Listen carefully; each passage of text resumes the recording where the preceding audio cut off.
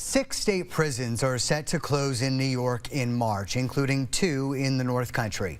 It's a move the state says will save $142 million a year. Kelly O'Brien has spent months looking into the history of the prisons in the North Country, the impacts they have on communities, and what might be next for the facilities slated to close. Kelly, what can you tell us? Well, Darren, Mariah Shock has been in the town since the mid-'80s. It's one of the largest employers in the area, and it's home to a unique program for the incarcerated. It's closing its doors on March 10th, and it's left the community it calls home in shock. Clinton, Essex, and Franklin counties in New York's North Country are home to 7 state correctional facilities. But how did these state prisons end up in rural upstate New York? Well, that dates back to Governor Mario Cuomo. Political decision for a couple of reasons. You know, he was Catholic and was against the death penalty. Kind of forced him to say, I won't do the death penalty, but we'll put a lot more people in prison for a lot longer. With the crime rate rising in the late 80s, early 90s, then Governor Cuomo had 33 new prisons built across the state, many in rural upstate New York.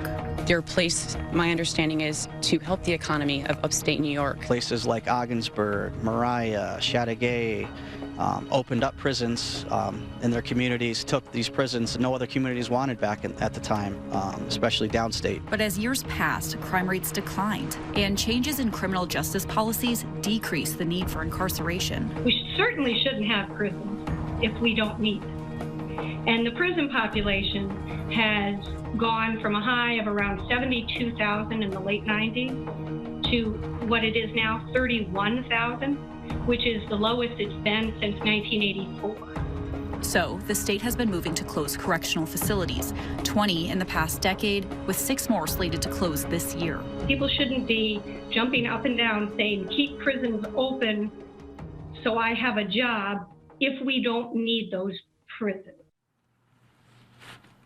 But that position is a hard sell in prison towns. To think about us all not being together is devastating. It's absolutely devastating. I don't think that messing with human beings' lives and their livelihoods is that appropriate just to cut some cost. The economic domino effect in communities from a closure can be in the millions. You're really talking about families that occupy homes, families who pay taxes, send their children to school districts, buy goods and services, gas station, medical. And it's not just about the money. I also coach here at Mariah School. I enjoy that. It makes me happy knowing that I may be making a difference in someone's life, the same as our facility. Pay attention to detail. All corrections staff are able to keep their jobs, but they may need to relocate or have a lengthy commute, and there's no guarantee they'll be transferred to a facility nearby. The closest is an hour from Mariah Shock. So for me to have to do that is going to be a significant life change for me and my daughter.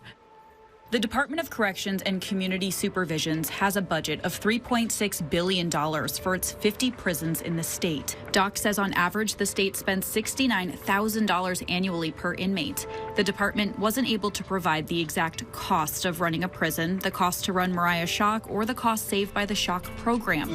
But in 2015, DOC says the 2 Shock programs in the state saved taxpayers $1.5 billion since its inception in 1987. We just teach them everything. We give them the tools that they need to be successful in their life after jail.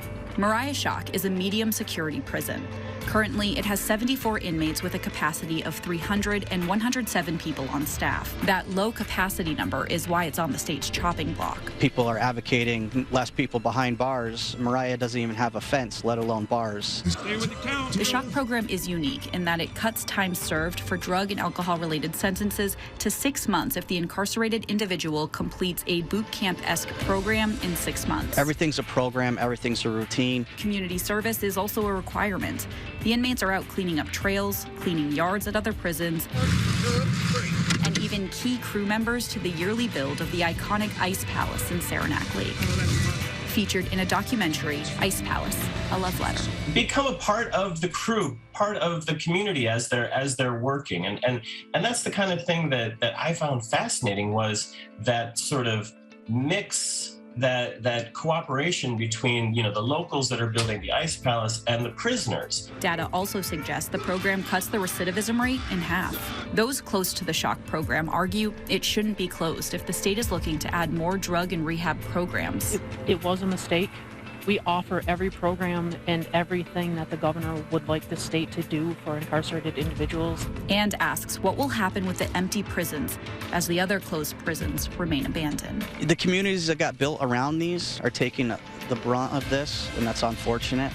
I don't think the overall outlook was, how's it going to affect the community? I think it is overall, can I save $1 here and some dollars there?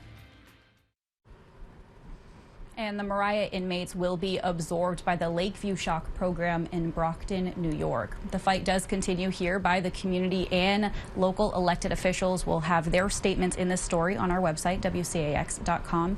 As for the governor, I have reached out to her multiple times this week to see where she stands on closing the prison or possibly keeping it open. I was directed to her State of the State address yesterday, where she addresses a plan to redevelop these facilities. We'll have that information in this story too. And of course, as this process moves forward, you can find your information right here. We're live in Plattsburgh tonight. Kelly O'Brien, Channel 3 News.